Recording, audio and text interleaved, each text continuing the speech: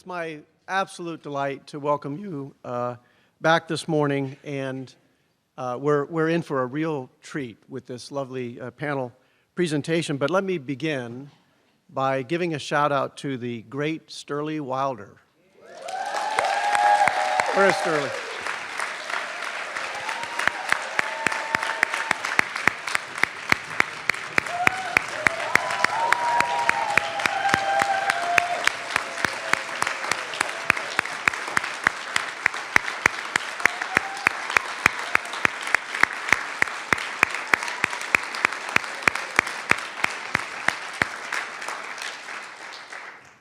Thank you, Sterling.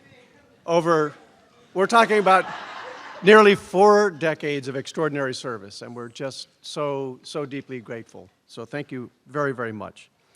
I'd also like, before we get started, to recognize Jen Chambers for all of your work.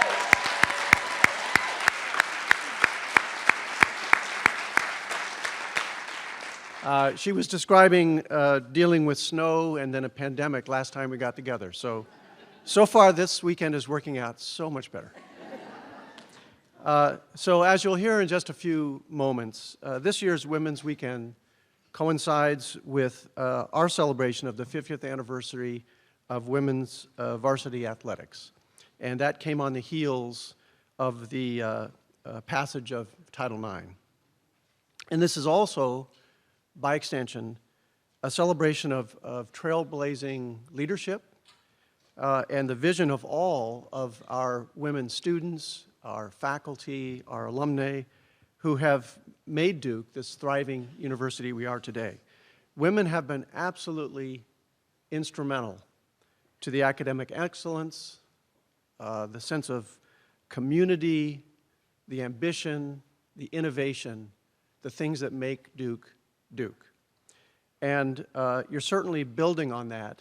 And as an institution, we're building now the Duke of tomorrow.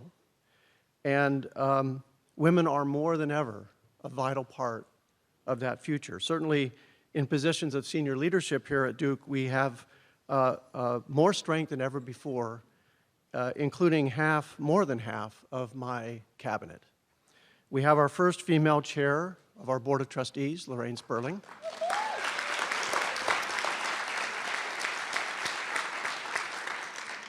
We have our first female vice presidents of finance, Durham and community affairs, research and innovation, institutional equity, information technology, student affairs, and university council. And yes, and just recently our first female vice provost for undergraduate education, 5 female deans who are offering just transformational leadership across all of our schools, and of course, our first female director of athletics and vice president, Nina King.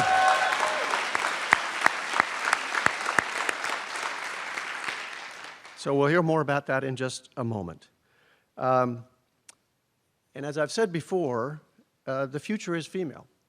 And that certainly is true here at Duke. As all of this demonstrates, you're part of a remarkable community of women of talent, vision, passion, and shared values. And our hope for the years ahead is that we can foster an even more supportive network of our faculty, our students, our staff, our alumni, and so that Duke women can constantly turn to anyone in that wonderful network for mentorship, for fellowship, no matter where they are in life. And with that in mind, I want to turn things over to 2 very, very inspirational Duke women, Lisa Borders and Nina King. A Duke alumna, Lisa Borders is a globally renowned leader in business, in public service, and philanthropy.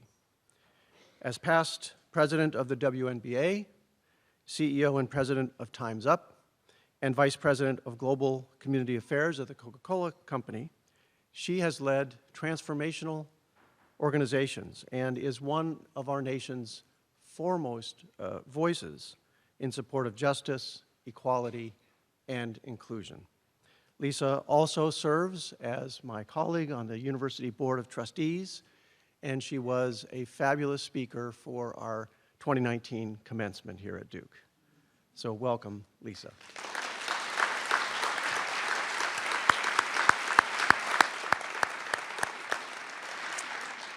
And as I mentioned before, Nina King is our Vice President and Director of Athletics, the first woman to serve in that role, and only the third black woman at a Power 5 school.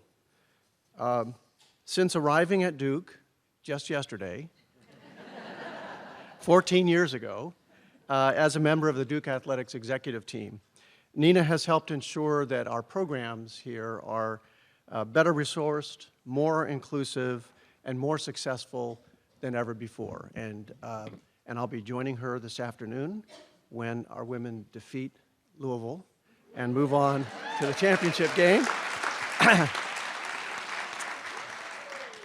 She has served in leadership roles not just here at Duke, but in the ACC and the NCAA, including as chair of the NCAA Division I Women's Basketball Committee. And she's been widely recognized and appropriately recognized for her leadership, her collegiality, and her abiding commitment to the mission and the value of intercollegiate athletics. Now, I've often said that Duke's excellence begins and honestly ends with the extraordinary people who make up our Duke community, the people who come here to work, to study, to conduct research, and to serve our neighbors. And Nina and Lisa together exemplify, I think, that principle so very well, and are helping us to build an even stronger Duke. So we're so fortunate to call you Blue Devils. And with that, please join me in welcoming Lisa Borders and Nina King.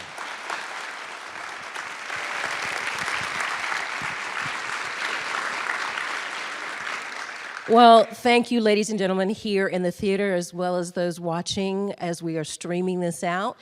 Thank you, Mr. President. It takes a real secure man to do what you're doing, to recognize that the future is female, to execute it in your cabinet, and to lay it on like you did this morning. Somebody say amen. Amen. Give some love to Mr. President.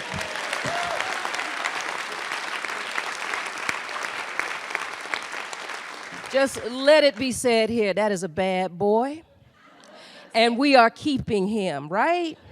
Right, so let's get to it, ladies. It is a beautiful day at Duke University, and I am here with the first female black AD of Duke University.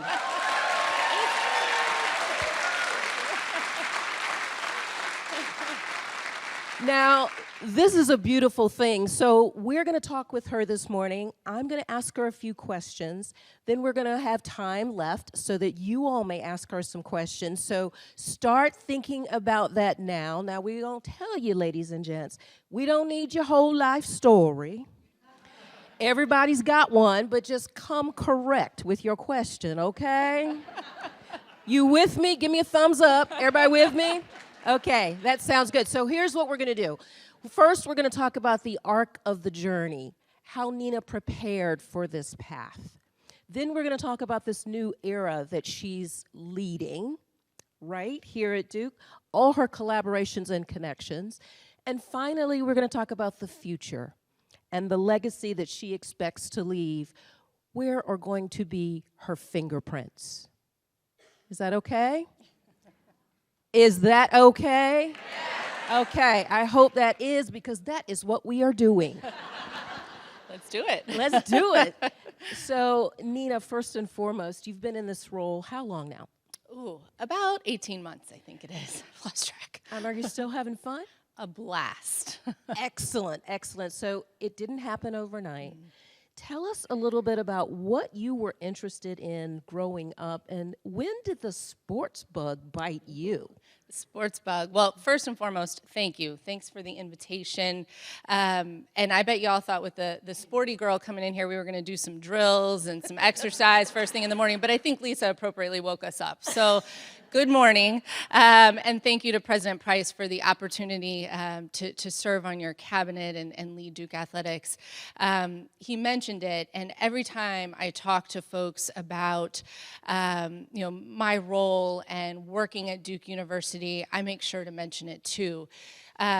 Not too long ago in a president's cabinet meeting, I quietly started counting around the table. And of the 12 of us sitting in there, 8 women, 3 black women. And that is a testament to your leadership and your priorities, to ensure that women are included and our voices are heard from the top down at this university. So there really is no other place that I would want to work, because I know I'm valued for who I am, what I can do, and being a member of this Duke community. So let's talk sports. And where did the sports bug come from?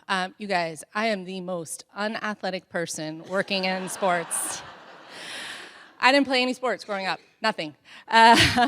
Organized sports. So I was a dancer. I did ballet, tap, jazz, all that fun stuff. And through high school, I was on the dance team. But really no team sports, organized kind of sports. So then I did my undergrad at Notre Dame, very proud, Irish. So went there, everybody was sporty, and I thought, oh my God, what the hell am I gonna do with it? Oh, I have a dirty mouth sometimes, is that okay? No, you know what? That's called keeping it real. Go ahead, girlfriend. Phew, I'll pass. Okay, so what am I going to do with this? And if I even tried, it wouldn't be pretty and I'd embarrass myself. So I became a student manager. They had a great program there. I actually got a varsity letter. I am a varsity student athlete from the University of Notre Dame for being a manager. Because it is the hard work and the dedication to be kind of the team behind the team. I learned so much being a student manager. I had an opportunity my senior year to be the head swimming and diving manager. And that's where I really started interacting with the administration. I'm turning in expense reports and travel rosters, and I'm meeting people that I'm turning these things into, and I'm thinking, what are these people's jobs? These seem interesting. So I had an accounting degree, and when I graduated, I interned in the business office in the athletic department there. I thought, let me try this out.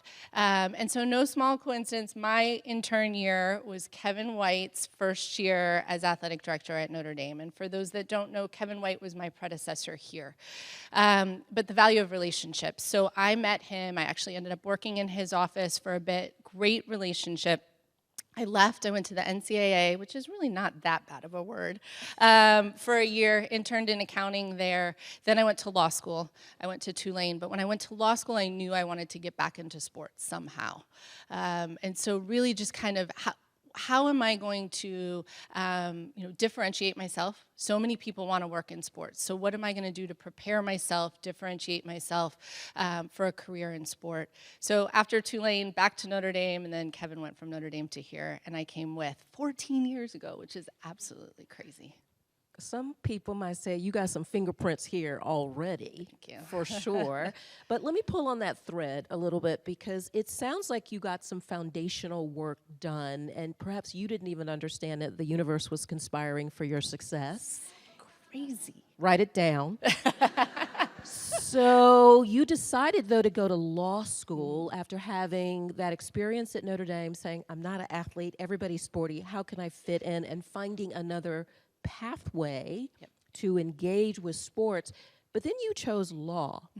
Why did you choose law, and how has that helped prepare you for this role? Yeah, great question. So so many people want to work in sports, right? It's the fun, sexy thing to do, and I'm going to get a job, and I'm going to own a team because I worked in sports, or be the president of a team right away. And it's amazing what we think when we're young and naive. So wanted to work in sports, but I knew because so many people did that I was going to have to do something different. There are a lot of great programs, masters in sport administration, sport management, MBAs with concentration in sport, but I really wanted to kind of go that different path. And honestly, I was really interested in the law from a young age.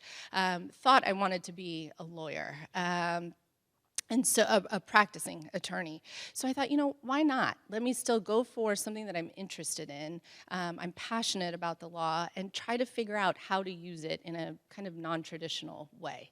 And so that's really what drove my thinking. And then when I was there in the summers, all my classmates are going to intern or clerk at big firms and for judges. I went to Nike, and I worked on Nike's campus out in Oregon.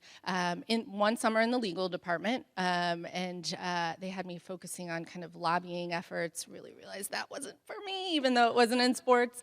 And then another summer working on athlete endorsement contracts, and that was just really interesting. So I think how that prepared me, law school gives you a great foundation, great background.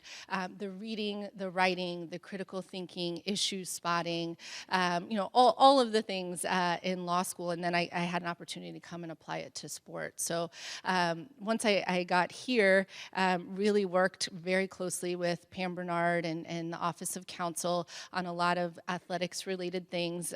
Yes, I may have drafted a coach's contract or two, negotiated with an agent or two, but really it gave me kind of that edge and differentiator. Which is kind of amazing because most people, or I should say many people, not most people, think about the law and they think about practicing law, courtrooms, judges, courts. That's kind of boring. I mean, it's necessary. Yeah. Don't get mad at me, any of you Lawyers. attorneys out there. But you found a way to take those skills and have them be fungible in sports, which is amazing. So we can see the arc of the journey professionally. Let's talk personally for a minute. Girl, you got a honking big job. Like, what kind of personal support systems do you have in place? How do you take care of you, which we women, and I'll take myself, first, we don't typically do that. We typically take care of everybody else, our kids, our partners, our families, but we don't take care of ourselves or have sustainable support systems. What do you have in place? All the support. Anybody who wants to come in the village, come on, because I need it to be successful professionally, but also personally. So I'm not going to lie, I am very spoiled. I have a husband who stays at home with our kids, and he's an incredible partner. He actually also worked in athletics. He was a soccer coach, and then he worked in athletics development, and then he likes to tell people that I fired him once I got this job, which is true. I told him he can't work in our department anymore, so he's home with our kids. You just hired him at home. I did. And you guys, listen, take him off your prayer list because he's living his best life. He loves it. He loves it, and he's getting shit done at home. I'm really proud of him. So he's mainly with our kids. I have 2 boys, 10 and 12. So that plus Rick, absolute chaos at all times in our house. And then I'm also really spoiled because my mom lives with us. She is a huge part of my journey for all 40-some years that I've been alive, obviously. So she raised me. She's a single mom from the minute I was born. She's an immigrant. She grew up in Palestine. And so she came to the States for college and stayed here. Had me, it was just the 2 of us, just out there getting it done in Tampa, Florida. And she really taught me so much about hard work, sacrifice. I mean, she sacrificed anything to get it done for me. When it came time to go to college, I had a full academic scholarship to the University of Florida, but she said, no, think big, nothing against Florida, but think big, go chase your dreams and aspirations. We'll figure out how to pay for Notre Dame. And so she did, took out a boatload of student loans, and then even after I graduated, she paid for my student loans until they were paid off, so this is my mom. I mean, just anything for her kid. So once I had kids, she was ready to retire, and she said, I'll come up and watch your kids. And so she's been here for almost 12 years with us. So I've got 2 very capable adults at home, so I can get it done. Which is amazing. Yeah. Okay, so they're helping you, and they've got guardrails all around, all the responsibility. How do you take care of you? Are there Yes. things physically, mentally, emotionally that you do? I know at 65, I'm just learning how to do this. I'm still working on it. But at least you're learning. I'm learning. Yes. So what do you do? Big fan of the Peloton. I just jumped off it this morning. Who's your favorite instructor? Ooh, Robin. She's the best. mine. Yes. What? Yes. She's good. She's a beast. She's good. I love it. And then when I need a really hard workout, hard push, Olivia. She's tough. I can't do Olivia. Yeah. She's too hard. Yeah, She's hard. tough. Also a fan of the tread. So, some mornings I'm like, ooh, which one am I going to do? But definitely Peloton. And then, it's hard to really truly answer this question. So that's how I take care of myself. I mean, I do try to do some sort of physical activity every day. Lately, it's been also walking around campus. If I find a free minute, just this week I had a meeting canceled, so I had a free hour and I went for a walk around campus for like 45 minutes. So just some sort of physical activity to get going. But also taking care of myself is spending time with my people. With my family. And so sometimes that means bringing my people with me here. And my kids love this. I have one that wants to go to everything, field hockey, volleyball, lacrosse, all of it, which is great because then I get to spend time with my family while I'm working and having fun. Well, it sounds like things run relatively smoothly, but I know this wasn't all butterflies and cupcakes, right? So when has adversity shown up in your life, and how have you overcome some of those moments? Were you going to be here for a few hours? Go for it, girlfriend. We got you. No. It's interesting. We were talking earlier this week, and one story that I've been kind of telling a lot lately because I think I'm still hot about it. As women of color, we certainly can walk into rooms and all of a sudden feel like we're being noticed because of what we look like. And unfortunately, in 2023, that's still happening, and it's not right, and it's not fair. So a quick story for you all. I was invited to speak on a panel about careers in sport. And so there were a variety of us from different areas of sport, mostly Duke folks. And so I walked into the room. It was very similar to this, and we're just kind of the small talk chit-chat before the panel starts, and one of my fellow panelists, a longtime colleague in the sports world, says to me, "Oh, I'm so glad. I haven't seen you since you got the job. Congratulations. This is so exciting. And one of my students came and told me how excited she was for you because you're a black woman and you got the job. And I didn't even realize you were black." Okay, so we're gonna do I don't see color. Okay, and so now, but we don't have a lot of time to react or, I just was kind of so stunned, and so, okay, great, yeah, good to see you, and so now we come on the panel, and I'll be damned if it didn't happen again. We're talking about gender and women in sport, and a young woman asked, she wants to be an agent for professional sports, but she's a little bit worried being a woman. So my friend, male, decides he's going to answer first. And we go down this path again of it doesn't matter if you're male or female. When Nina got the job, I didn't even know if she was male or female. Was he mansplaining? Mansplaining. 1,000%. So the lesson here is, and the adversity is, how do you be respectful when you're getting disrespected in front of a lot of people? And really, you shouldn't get disrespected if it's just one-on-one, but how do you contain yourself, compose yourself when this is what's happening?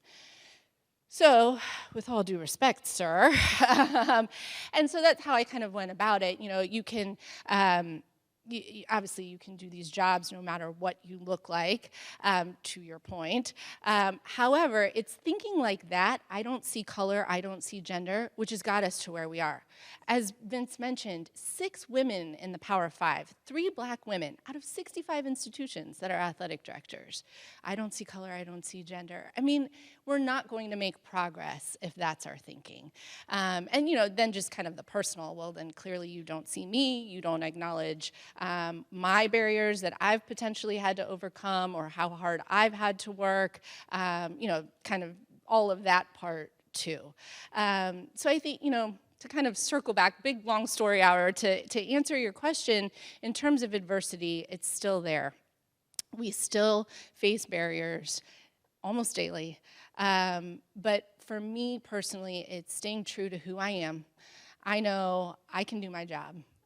It's tuning out all the chatter on the outside, believing in myself, and really just kind of putting my big girl pants on and let's go. Attack and not listen to the idiots out there. So as I listen to this, we are all dealing with these adversities. You would hope that they would go away, but they don't. And so Nicole reminded me, thank you, Nicole, for reminding me of this. I said this once before, but it's so applicable to Nina. Diamonds are made under pressure. Diamonds are made. So the brilliance and the shine that you see here today has been developed and cultivated and curated in spite of the foolishness and the shenanigans. Somebody say amen. Thank you. So, Nina, as I'm listening to you, what I also realize is that you are an active listener. You are always aware of what's happening around you, and you discern and decide when you're going to tune things in and tune things out. So can you talk a little bit about your approach to this role? You have 27 varsity sports, over 800 student athletes. When I spoke to you the other day, you were talking to someone from the lacrosse team. Talk a little bit about how you have come into the role and what approach you have taken. Yeah, it is active listening, and I figured out how to tune out really quick. Twitter people, not good. The people that I have to work with, get to work with on a daily basis here within Duke Athletics and the Duke community, our people are our most important resource here. And so that for us is close to 800 student athletes, 400 staff members. We're 27 varsity sports, but also rec and PE falls under athletics as well as the golf course. So every day is a different day, different challenge and opportunity, which is absolutely fantastic. So for me, one of the most important things was to get to know our people. And I want our people to get to know me too, not just as an administrator behind a desk or someone standing on the sidelines at a game, to know who I am. And that's why I've been really intentional about bringing my family along with me and having those opportunities for folks to see me. So in an effort to get to know our people, at the beginning of the year, I sat down and started to meet with each of our freshman student athletes one-on-one. We've got about, I think it's 160 freshman student athletes. I counted this week, I've gotten through 140 of them. And it's been so much fun, and it's so rewarding, and it reminds me why I do what I do, because these are some dang impressive Duke athletes, student athletes. I mean, it's amazing. So I have a list of questions, I take notes, and I really learned some really interesting stories. Some of them not so talkative, some of them were in there for 30 minutes because they want to tell me stories, which is fantastic. You just learn so much about them, what makes them tick. Obviously, I asked them, why Duke? I would say 99% of them first answer right out of the gate because of the balance. I want to do athletics and academics at a really high level and be really successful at both.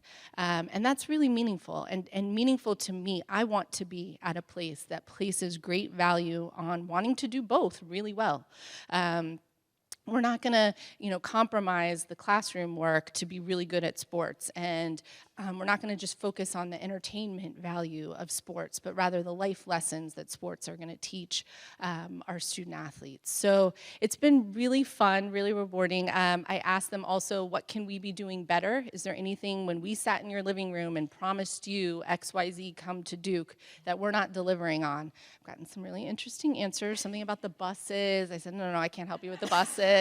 But I love that they feel open enough they can ask you about the buses, right? They ask. It was something about parking far from the dorm. I said, get a scooter, put it in your trunk, and then ride the scooter from the parking lot to the dorm. There, boom, fixed. But as, a student athlete told me the lighting in the locker room wasn't great, and he hadn't spoken up to anybody, didn't know who to tell. Well, then we fixed the lighting in the locker room. So things like that. And then I also asked them, what's been your most memorable experience at Duke so far? So in August, the answers were a little, we're kind of trying to find something.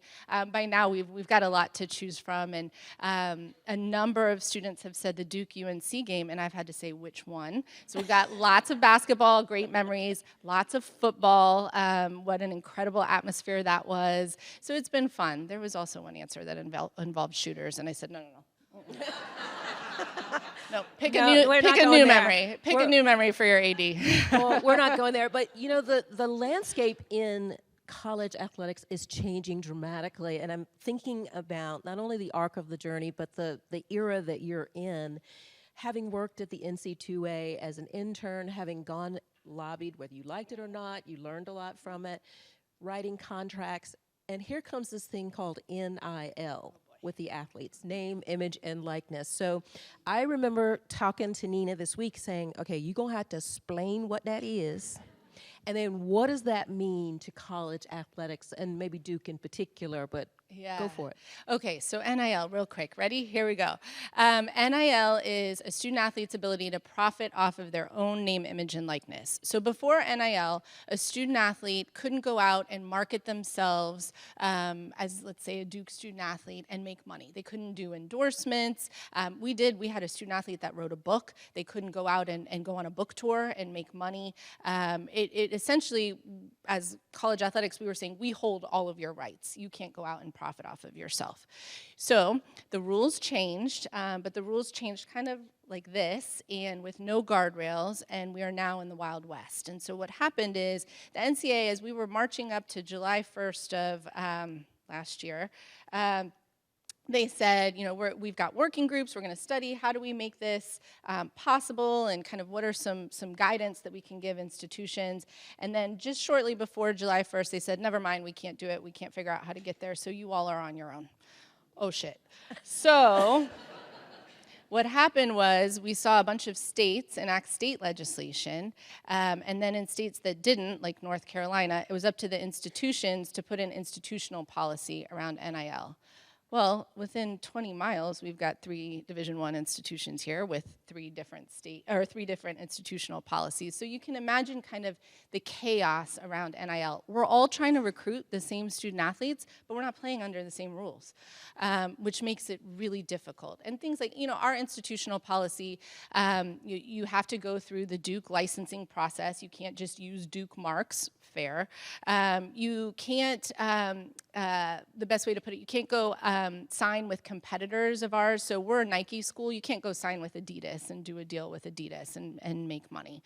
So I think we've got a great policy in our guardrails, and it's been working well for us. But again, it's just we're competing against others that have maybe a little bit looser of policy. Well, that's really kind. I was reading about a female basketball player at LSU who I think they're a Nike school, and she has a shoe deal with Puma.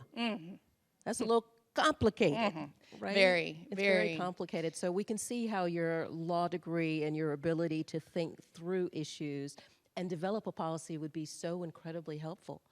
Ladies and gents, it's time for you to ask your questions. We've got runners in the aisle, and Nina has agreed graciously to take questions from the floor, which are all, these are the ones we're not prepared. We didn't think about exactly who's going to say what. So, what do you want to know? What you got? Hold on. Pass it. Yeah, she can pass it down. We see you. There's one down here in front, too, for the next one.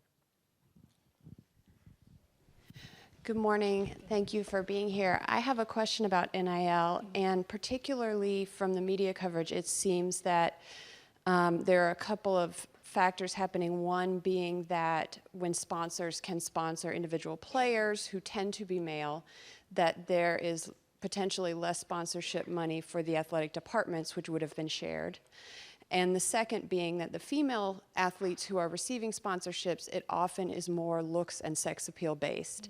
And I fear a loss of a lot of the growth that has come since Title IX, and I wondered if you could address that. Yeah, yes. There was a New York Times article about an LSU gymnast exactly to that. I mean, she's got an incredible following. She's getting great sponsorship and endorsement deals. But is it because of how she looks and kind of her sex appeal? And how disappointing that that's how we're characterizing the opportunities that she has to profit off of herself in that way. I think it's terrible. You know, NIL It is. We do worry about it marginalizing sponsorship and, frankly, donor dollars. We still need all of that financial support for our department so we can continue to put it all into the student-athlete experience. But I think there's room for both. I really do. I think that there's room for sponsors to focus on paying individual student athletes while still supporting athletic departments. There's a lot of money out there. We can share the pie.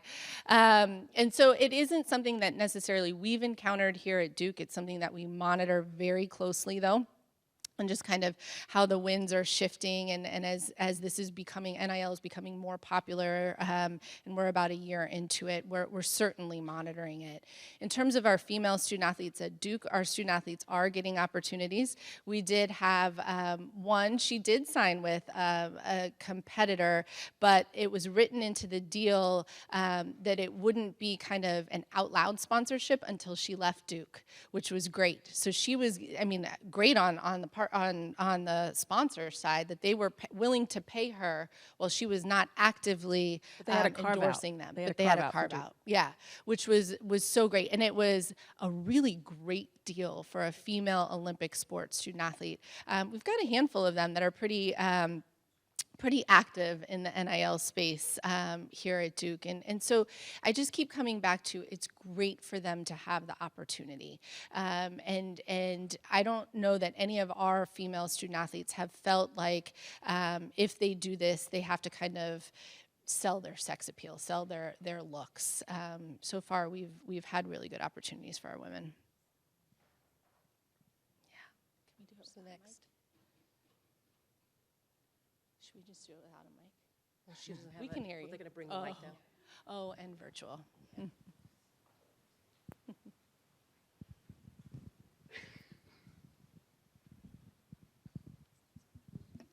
Thank you. Thank you. As an ardent fan, especially of the basketball, I hate one and done. I so miss following one of the athletes for multiple years.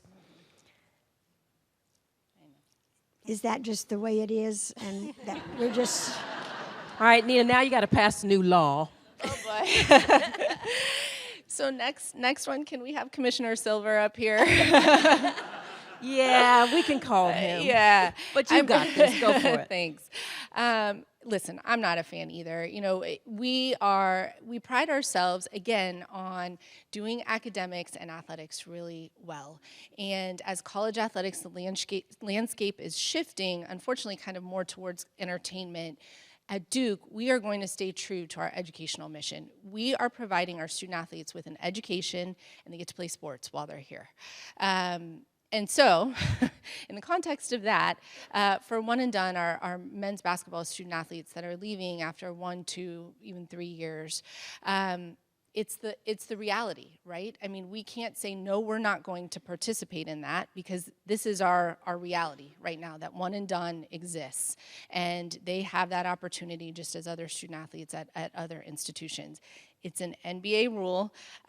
They need to figure it out in the collective bargaining the next cycle, which we are not a part of. But I will say, I mean, personally, I am a fan of our student athletes staying in school and realizing the maximum educational experience that they can while they're here. So we will hope in the next cycle that potentially things change, but I mean, we can't take that opportunity away from these young men either. Well, interestingly enough, and Nina won't say this, so I will, having talked to athletes, professional athletes now, men and women, what some of them are saying, particularly the men, is had they had NIL, they would have stayed longer in college. So that may be an unintended consequence, as crazy and wild, wild westy as it is, because it is nuts right now. Nina is being very kind. That this may change the landscape again and even more. So let me ask another question while people are getting ready to ask theirs. As an AD, how do you think about your role and the model it offers for young women, middle-aged women, old women? What do you think about what this role offers you to model for the next generations? Yeah. let's go women. That's what I think about. Vince said the future was female. The so I'm future just- is female. So this role is giving me an opportunity, not that I didn't have a voice or a platform before, but a more visible voice, a more visible platform to say, let's go, we need change. There's a lot of kind of talk out there, but what am I going to do with my opportunity to get women to come with me? I'm not interested in paving the way so that in 20 years people can say, Nina King paved the way so that I could do this. I want women to come with me now, because I'm still kind of young in my career. I got time. So how can I use this opportunity to get women to come along with me, and let's go down this path together? And so hopefully I'll have some time to do that. I feel like I've been so kind of crazy fire hydrant drinking here at Duke, but it's certainly something that I'm setting my sights on, want to be able to be in a position to help create change. Love that. Love that. Other questions? There's one right there here. Okay. And then one down here. Thanks. I think we all love Duke basketball, but when many of us think of it, we think about the men's game. And what I'd love to know is, what do you see in terms of the level of support of the student body, of the community, of the women's team? You've got this amazing Kara Lawson. What does it look like? Yes. Sorry, I feel like I haven't been turned towards you all much. Hi. The support for women's basketball is incredible. What Kara is building has been so much fun to watch. Y'all, Cameron was sold out on Sunday for Duke UNC women's basketball. Yeah. Wait, Nina, before you go, okay, so you helped recruit Yeah. Kara. So, we always hear women don't help women. Don't leave that out or leave that on the table. Girlfriend is helping other girlfriends right here, right now. Okay, go. Thank you. Yeah, so Kara was an interesting hire. It was in the summer of 2020, so we were in the thick of the pandemic, and I happened to be up north at my in-laws' place in Massachusetts when our previous coach called to tell me that she was going to step away, and there was another oh shit moment. I'm stuck up here, not at Duke. It's pandemic, and I've got to hire a coach. And so a lesson that I learned from my mentor and Kevin White was to always be prepared, especially as it relates to coaches. Kind of always have a short list, because you never know when a moment like this is going to happen. And Kara Lawson was someone that had always been on my list and someone that I was interested in talking to. And so I just happened to be in Massachusetts when this happened, and she was coaching at the Celtics, so I was able to drive over. We weren't flying anywhere in summer of 2020, so I was able to drive over to the Celtics, sit down with her, and right away I was like, let's go. Kara, what's it going to take to get you out of this incredible trailblazing moment that you're having to come here and help us rebuild Duke women's basketball? And so she had a vision from day one, and she's come in and built something amazing. You can see it in the student athletes that she's recruiting. We've got a top 10 class coming in next fall. She's got She's got an incredible coaching staff that she's recruited to bring on and do this with her. And these student athletes have bought in. And you guys, do hard better. I mean, hopefully you all have seen her video that's gone viral where she gives the message of do hard better, but she's got all kinds of nuggets like that. I often go up to her office. I'm like, okay, give me a TED Talk. Let's go. She's incredible. And part of it is also building community support. And I think we've seen it, especially this season. As we kind of started the season, the product on the court is amazing. So for all of you all who live in Durham and close by, get your butts into Cameron for women's basketball, because it's been so much fun to watch. And we're not done. The NCAA women's tournament, first and second rounds, the top 16 seeds get to host, and we should be a top 16 seed. So we'll host first and second rounds in Cameron in a couple weeks. So hope to see you all there. Love that. Love that.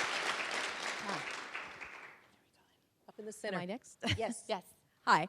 That was wonderful to hear that you actually take the time to talk to the student athletes, the freshmen. I think that's fantastic. And I was just wondering, do you ever get a chance to talk to, although they are not scholarship athletes, but the marching band and pep bands are under the athletic department. Yep. And I wondered if you get a chance to, or if you could speak to talking with them either as individuals or as groups at times?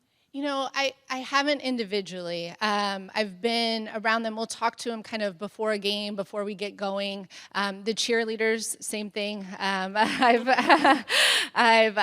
sat and chatted with them, you know, before we start a contest. But there's certainly a group that I want to add to my list to interact with more, as well as our club sports student athletes. I mean, we have 32 club sports here, and so kind of want to add those sport presidents to my list of folks to interact with. So I will say, so last academic year was year one for me, and I think I met with 60 of our freshman student athletes. So this year, you know, I'm getting a little bit more, and then maybe next year we'll kind of add some more into it. But I appreciate your point, and it is important to continue to talk about the band, the cheerleaders, the intramural club sports student athletes, because they all are a part of this Duke athletics experience. I have met with the band alumni board and gave them some great ideas on how do they continue to engage. You always see the alumni bands, if any of you are a part of it, in New York at men's basketball. I said, what about football? We're building this football thing, and it's a huge part of game day experience, and on the road, we'd love to see you there too. So, yeah, thanks for the question.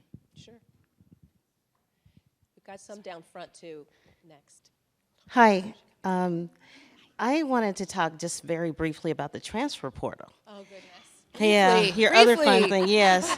And so I'm definitely torn and want to understand this because, you know, I think it's great that athletes have the rights to go to other places. But unfortunately, you know, you're seeing now where some athletes are changing schools every year. And I'm concerned about the, you know, their ability to get a degree doing that. And then the other part of it is I think the Big Ten offers guaranteed contracts, and I don't think the ACC does. And I was wondering what your thoughts were on that and where you see the transfer portal going long-term from a rule perspective. Sure. Tell me, what do you mean by Big Ten contracts? My understanding is that once a Big Ten athlete gets a scholarship, it's for the whole time, Oh, okay. whereas in other conferences, you don't get it for the whole 4 years. Got it. So let me start with that one. That is an institutional policy for Duke that we will provide you your scholarship for 4 years. So again, we're recruiting you, come and play, and we want you to get a Duke education, and then after a year it's not working out, we're gonna say, okay, go. No. Now, a student athlete might not be a participating member of a team for various reasons, but we are gonna pay for your scholarship because that's what we promised to you. So not an NCAA requirement, but a Duke institutional policy. Yeah. And frankly, where we've seen it come into play is when we have coaching changes, and sometimes, you know, no matter on whose part, but it happens. And so a coach will make a change or a student athlete will step away from a team and will continue to pay their scholarship. The transfer portal. So I agree. I mean, I think a student athlete should have the ability to move. There are a lot of different reasons why, but the reason of you looked at me funny, so I'm going to get into the transfer portal, is silly, and we're seeing a lot of that happen. I'm not getting playing time, but you kind of understood what your role was going to be, or you're not patient enough with the coach and their vision, and sometimes student athletes can be completely unreasonable and say, it doesn't matter, I'm leaving. And then that's where often you see kind of student athletes jump from school to school to school. I will say the NCAA has progressed towards degree requirements, so you won't maintain your eligibility if you're not progressing towards a degree. So I'm not extremely worried about student athletes necessarily finishing their education and getting their degree, because there are guidelines to help them or ensure that they are on that path to do. The transfer portal is scary. I think I saw that there was like 1,000 men's basketball student athletes in the transfer portal last year, a touch under 1,000 in women's basketball, and then like 1,800 football student athletes in the transfer portal. And not everybody's getting picked up. And so once you put your name in the transfer portal, it's up to your coach to say if you don't get picked up, you can come back on our team or not, which I think is completely fair. And so most then, if you don't go to another school, then you're not getting another another opportunity to be a student athlete. So, we really encourage our student athletes to really think through this and what does that mean. And if there are legitimate opportunity or legitimate reasons, certainly we're going to help you find what school is the right fit for you. But it is a mess. Coaches, it's really hard for coaches to be able to recruit. Are you going to go recruit to the transfer portal, or are you going to go recruit high school student athletes? And so I think our high school student athletes are getting harmed in terms of the opportunities available to participate in college. It's just a big circular mess. The NCAA is trying to kind of get their arms around it.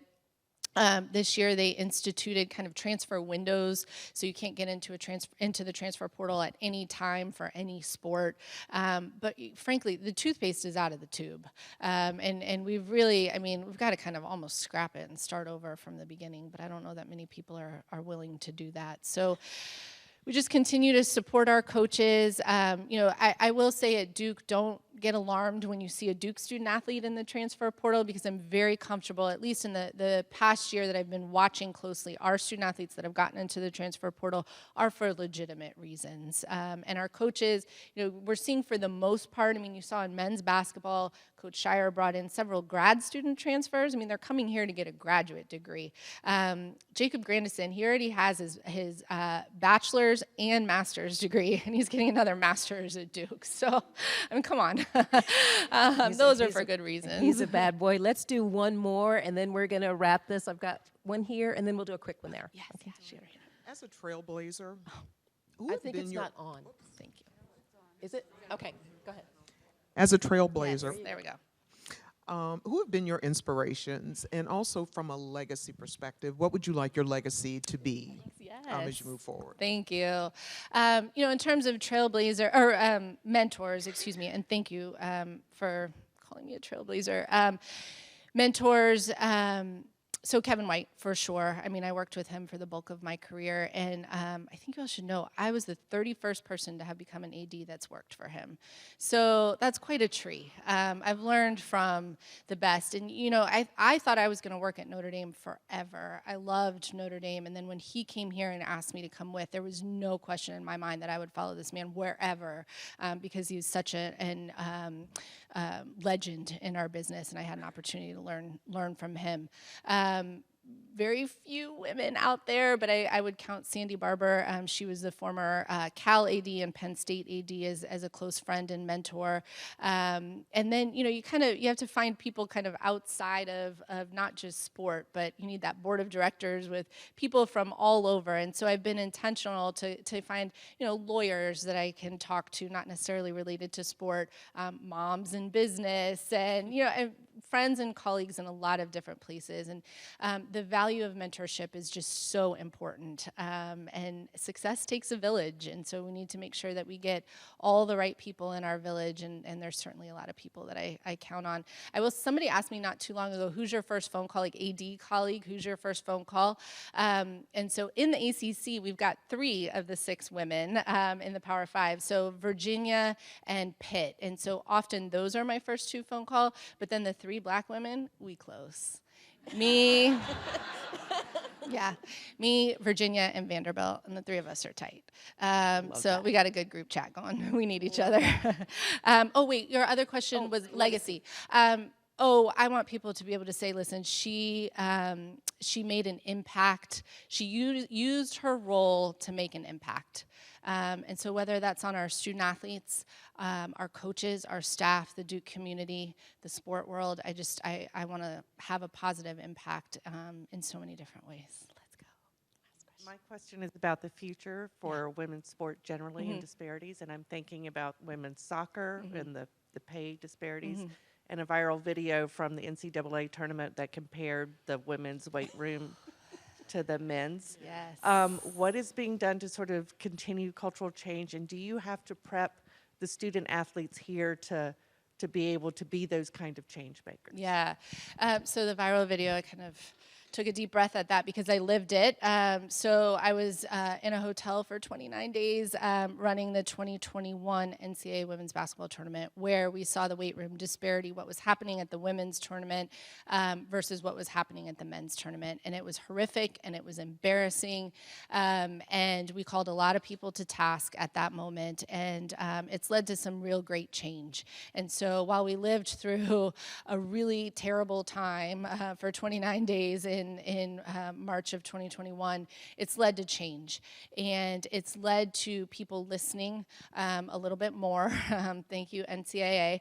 And folks really, kind of doing a deep dive. We did a deep dive on our own campus. And are we providing the most equitable experience for our female student athletes and our male student athletes? Conferences did a good look inward. Are we providing the most equitable experience? And so I'm so happy to be at a place where we really place great value on, that's the priority, equity and equitable experience for our female student athletes. So we've got 14 women's sports here, and the future indeed is female, and we support them at the highest levels, and will continue to do so because it's something of great importance to me, but I know also this university's leadership as well. So I'm excited for our female student athletes. I'm excited that people are talking about it, that equity is constantly a part of the conversation, and that we're doing something about it as well. Nina, we are so proud of you. Incremental progress is not to be understated, and you are making progress every single day and making an impact. You all help me celebrate Nina